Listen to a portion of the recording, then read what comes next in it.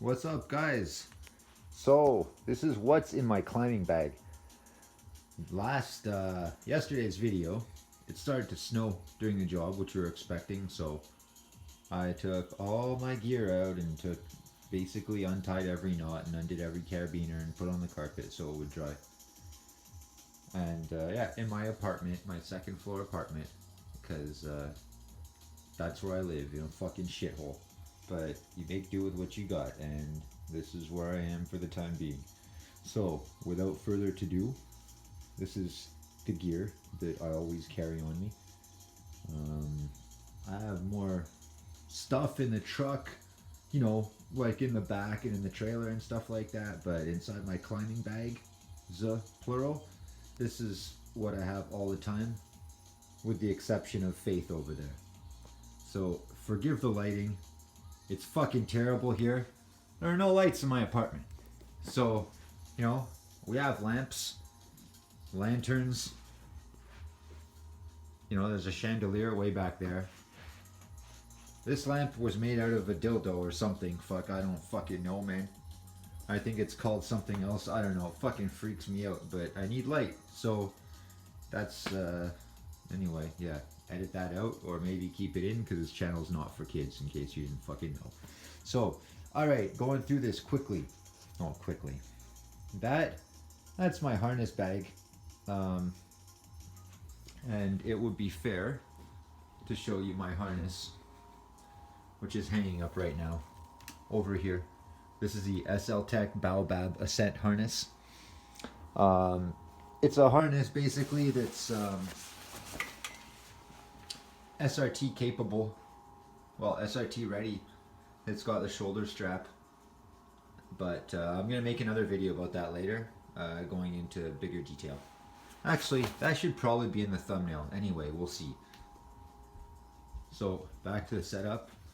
Pepe. So this is the bag for the harness, but I keep it as a rigging bag now. These are some kind of winter gloves with the rubber palms. These are less warm ones for the summer, but with the super sticky rubber palms. And these are some Under Armour exercise gloves, fingerless gloves, leather palms. I wanted something similar to the Black Diamond gloves to climb, and I was trying those out. They're okay. They're pretty good.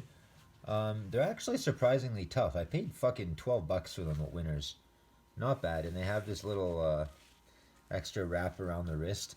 It's pretty good, and they're pretty tough. My only complaint is that the fingers are a little bit short, so it doesn't cover the rope completely, which is what I wanted. So there's my bag. It's an old hiking bag, very old. Open it like that, and I put all my shit in it. So arm bubbles, the floaties. These are Kevlar reinforced. I have 2 of them. And yeah, put them on my forearms if I'm doing a lot of gnarly stuff, but I don't wear them a lot because I don't need them, and it just makes me really hot and it gets in the way. And that's a little rigging bag, but to tell you the truth, I don't know what to put in it. So I put my SRT gear in it. I'll come to that in a minute. There's one 20-foot flip line, and there's about a 12-foot flip line. I hate this rope. It's shit. It's fucking garbage. I don't fucking use it. Not anymore. I used to, but I had to milk it too many times. This rope is OG. This is the best, man. I milked it the other day after over a year of use, and I had left it in my truck. It had been in the rain and the snow and everything. Never a problem. Super, super fucking nice and tough, and like nice and waxy when you climb it, but just the right amount of softness too. This garbage. I don't even like using it for a flip line. The hitches that you use, the friction hitches that you use on this rope, they always get stuck. So, and it's annoying. So here I have a lanyard, a chainsaw lanyard, but not elastic. And it had a little dog's leash keychain at the end, which I don't like. I don't like trusting it to that, even though I have before. So I just grinded that off right now. And I'm going to put a carabiner, but the climbing carabiners are too big to fit through the hole. So I use this one for my 50cc chainsaw. When I need to take my 50cc chainsaw up in the tree, I use this guy too. So then I have my little case here for my felling wedges. I have a bunch of these in my toolbox in my truck, but I have a little small one and a medium-sized one here. And then attached to it, I've got this chainsaw tool. I like this one because two of my saws have a full wrap bar, and this fits right underneath because it's nice and short. And I made this thing with an old apron, old leather welding apron, and a leather punch. I didn't do a great job, but it was the first one I ever made, and the next one I make will be better. So I always keep a couple of spare Prusiks on me. So I have a small orange one, and I have a bigger blue one. I can use them as redirects, or in case you need a Prusik. It can happen. Sometimes you want to give yourself a 3-to-1. And this one is just a Prusik with basically a figure 8 knot at the end, and I have a carabiner attached to it all the time that I don't really climb off. I haven't found a great use for this carabiner, but it's kind of got an indentation in it, so I like to use it for light rigging. Well, not it's rigged some pretty heavy shit, but I have a thicker rigging rope. I think, what is it, 5/16 or half an inch? No, 5/8. Yeah, I have a 5/8 rope that I use, for like the heavy stuff, but same setup. It's just basically a giant Prusik with a carabiner on the end, and I tie it around pretty much any tree and make a false crotch. So here, my throw bags. So I have 2 of them, and I usually have I have one clipped here and one clipped here, and I throw one in the tree, and that's a trick too. I always have 2 throw bags because this way, if you need to double fist it or double bag it, whatever fuck, free balling it, whatever the fuck it's called, but if you throw your bag and it goes over several limbs, instead of having to go up and retie, man, just have another bag on the other end, pull it through, and then do the same thing on the other side. It's really easy. And by the way, this container was from the dollar store. It's for laundry, and it folds up. Some sawdust in it. That's just how I store mine, but it folds up like that. Yeah, it was $2 or $3, and it does a great job. So moving along, I have a couple of chainsaw tools in here, a couple of scrunches, and a file, and a flat, and a raker gauge, and a flat file, but I don't really use them. I'll explain why. So I have my sheath for my saw. My handsaw, it's a Weaver curved leather sheath, and this saw, it's a SL Tech model. SL Tech is made by the shop where I buy all my stuff, Landry Security. I'll put the link in the description. They're one of the only shops around, but even though they have the monopoly, they're really good, man. They're really cool with me. But this is basically a rebadge of the Silky Zubat. I have a spare ring here. I don't really use it for anything, but I have it if I need it. I have a couple of these black diamond carabiners, which I really liked at first. Screwgate. And because I like them because they're light, they're cheap, and they're also kind of small, so they fit in a lot of places. I have the Mammoth ones too, the blue ones, which I like as well. These ones, I got 2 of them. Again, Screwgate. They're not great, but I like the symmetrical shape, and they're only $5 each. And what are they? Yeah, 25 kilonewtons still, so they're legit. These ones are the same thing, but triple locking, and same as those. This is a big guy that I use for rigging, and there's my rigging pulley, the one that I use. And I use a rigging pulley a lot. If there are going to be obstacles on the way down, or if the limb isn't that heavy. And if the limb is very heavy, then I use a carabiner and it creates friction. So, yep, that's what I do. And then I have all my slings, because you can never have enough.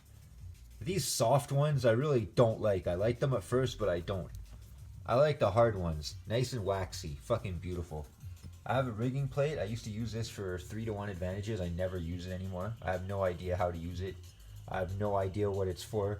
I've seen people use it and it just makes me feel stupid because I have no idea the setups. Climbing Arborist did a video on that. Yeah, anyway. Thanks for nothing. No, just kidding. My pride and joy. Spider Jack 3. This thing is the shit. If you climb DRT, and if you like climbing DRT, Petzl, Zigzag, or Akimbo, or whatever, none of them tend their own slack. This one tend its own slack. Anyway, this was made for my body. It's fucking perfect. My helmet, it's, again, SL Tech. Same thing with the visor. I have a 3M Pelter earmuffs, but it's basically a copy of the Cask helmet. That's it. And I have a Stein knee ascender, the ISC foot ascender for the right foot, and there's basically my rope wrench, my tether, my equivalent of a hitch climber pulley, and I have my other hitch here for my valve detain truss. I have a couple little pulleys, 1, 2, 3, 4, 5, because you can never have enough. I like using them. I use them in my flip line sometimes, but what I use in my flip line now, I prefer a pulley like this anytime. And I like to have a 20-foot flip line because I can double it as a second climbing line. Homemade positioning hooks, 75 millimeter from here to here, and this one is 100 millimeters from here to here. When my dad and I came up with it, we were trying to kind of knock off the Captain Hook, but you know, change a couple of things, omit a couple of things that we didn't think necessary at first. And you know, that was a prototype, and that was the second one, the Big Daddy that I asked for. And actually the prototype I really like, even though it's really small. And there's my boots. There's the SRT slip on them. They're the Higgs Protector Ultra. As you know, watch my review. I have a Weaver rope bag. Ho hum. I'm going to do a review about it before. I prefer carrying my rope in a dry bag like this. This is smaller, but this carries 15 liters, so you can carry 150 feet of rope in it. And you can sling you have a nice little backpack set up on it. And man, the bag costs $4, and it's waterproof. This thing, I've had it for I've had it for a few months, but a couple of weeks into using it, and it already started falling apart. And it cost $50 plus tax. Anyway, yeah, then I have all my chains here. I have them in Tupperwares. I have them labeled. The Tupperware's labeled. I have the spare tin with the teddy bears on it. That's where the ones that need sharpening go. And there's Faith, because she doesn't fit in the toolbox now with the other chainsaws. And there's my chainsaw sharpener, my latest tool. And no, do you need this? No. But if you have like fucking 45 chains to sharpen, and you sharpen them like me, just freehand, like it sucks. You know, it really fucking sucks, man. And I get tunnel vision, I get motion sickness. I get fed up of just sharpening chains on the fucking floor for hours and hours and hours on end. Doesn't take me long to do one, but again, I have carpal tunnel from all this stuff, man. It's not fun. So this thing has saved me a lot of trouble. And you guys can see darkness is falling, so the quality of this poor video is already deteriorating further. So without further ado, I'll see you guys later, and I hope you enjoyed this video. Alright, take it easy now. Alright, so I was just reviewing my work, and I forgot a couple of ting. So, this guy right here, speaking Italian. Sorry, I'm speaking in Italian speaking mode. On. Good day to use. So the reason I have this guy, I use this guy as a redirect. Well, I bought it to use as a redirect because right before I got into SRT, I got my spider jack, which I love. I still love, just like I did 2 minutes ago. And I've used a redirect for this guy a couple of times, but when you use a redirect in a doubled line, there's a lot of friction inside the carabiner because the rope basically is folded in on itself around the beaner. And you're moving around and this creates a lot of friction. So inside the double pulley, no friction.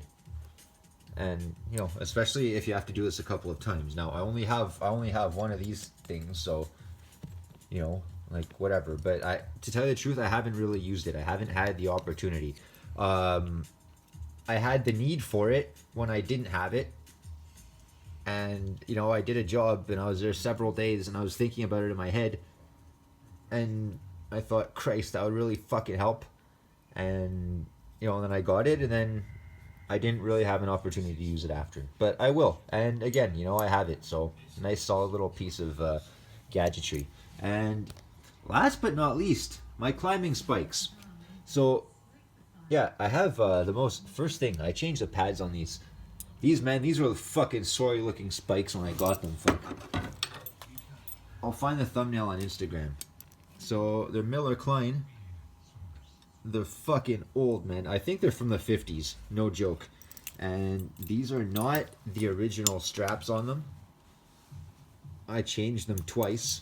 And because they don't fit traditional straps, I had to make my own. And see the triangle here? It's all forged as part of the stirrup. Whereas on the regular conventional spikes that everybody makes nowadays, this is one solid piece, and then on the end here, there's a little ring that's welded on, and then these things are on kind of a keychain that you buy, like a little hoop, and then you thread the hoop through the ring. Now, mine, the leather was punched directly over the forged metal when I got them. So when that wore out, I had two choices. I could buy a new set with the ring and put the ring on, but have the strap slightly higher up, which I didn't like. I wanted to keep everything the exact same as I had it. So I bought a leather punch. It cost $15, 1.5, not 50, 1.5. And I bought a bunch of leather rivets, and they're not the heavy duty ones because I couldn't find them. I had to go across a province just to get these ones, but I just wanted to see if it would work. And this is the second pair of straps that I made, and they do work. They work very well. What you do basically, you go out and you buy a genuine leather belt, and you know, you find one that you like. It can't be bonded leather. I bought bonded leather the first time, it was shitty. I bought this one, genuine leather. It's much better, and I bought it because of the color, and I like the color. It matches my boots. But even this one, it's not great. It's starting to crack, and the better leather ones, they don't crack. But man, an entire belt like this costs $3. Okay, a Giant Tiger in Canada. It was on sale, or you wait, or if you don't want to wait and you need it right away, you buy one for $6 full price. But man, it's a fucking great deal, and I'm gonna make more because I'm gonna replace these soon. I'm also making another pair of spikes. I haven't started yet, but I'm going to. I want to make a new pair. I want to make a new pair with slightly bigger spikes, because these are the pole gaffs. They're small, but I've never had an issue with them. If you're climbing super big things, then it's hard at first. If you're trying to climb with your spikes in thick bark, but once you get up into the canopy, it's perfect. And once you get up into the canopy on the long spikes, supposedly it's like climbing on high heels. And anyway, at the bottom of the tree, at the bottom of the big tree, I always go up with my rope as opposed to with my spikes. You know, spikes are just there to help me position. So, you know, that's my way. That's how I climb. So, the top leathers, they don't have the fixed plate inside or anything like that, but my spikes don't really fit the fixed plate. So these are pretty much the basic pads, and if you've noticed, mine have two little loops here, and most bikes just have one, and it's usually on one of the sides, so I had to cut a square in this. That's why these don't really fit the fixed plate, but man, these are super comfortable. And these spikes are so old that they didn't come with pads at first. They just came with straight fucking leather. And man, that hurt my legs and shins so much. So these, even though they're not the most padded, I love them. Man, they're super comfortable. And what I like about these ones too, even though they're old, why I haven't changed them is because this is one of the cases where they don't make them like this anymore. See that? These are actually rounded. They're forged. They're actually pretty light considering they're made of steel. And they won't bend or buckle because there's already a bend in the metal. So the ones I would like to make, I'm going to make straight ones, like the ones that you see nowadays. And I want ones that will fit inside a fixed plate padding system like this. And not only that, I would like to make some with a foot ascender mounted to it, either permanently or semi-permanently. So if this is something you guys want to see, leave it in the comments, or if it's something you'd be interested in fucking having, you know, because I'll make them on order if it turns out well. So let me know. So anyway, yeah, that's that. I forgot to talk about my spikes and the redirect pulley that I never used. So there you have it, 7 minutes later. So now I hope you enjoy my video. Talk to you guys later. Bye bye.